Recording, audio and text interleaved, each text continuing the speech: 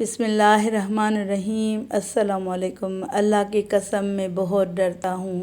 حضرت عبداللہ بن مسعود رضی اللہ تعالیٰ عنہ فرماتے ہیں کہ نبی کریم صلی اللہ علیہ وسلم کے پاس ایک آدمی آیا اور اس نے کہا، یا رسول اللہ صلی اللہ علیہ وسلم، اللہ کی قسم میں اپنی جان، اپنے اہل و عیال اور مال کے بارے میں بہت ڈرتا ہوں کہ کہیں کوئی نقصان نہ پہنچ جائے۔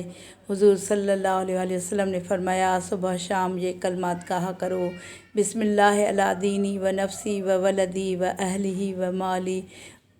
اس آدمی نے یہ کلمات کہنے شروع کر دیے اور پھر حضور صلی اللہ علیہ وسلم کی خدمت میں آیا۔ حضور صلی اللہ علیہ وسلم نے اس سے پوچھا، تمہیں جو ڈر لگتا تھا اس کا کیا ہوا؟ اس نے کہا، اس ذات کی قسم جس نے آپ صلی اللہ علیہ وسلم کو حق دے کر بھیجا ہے، وہ ڈر بالکل جاتا رہا۔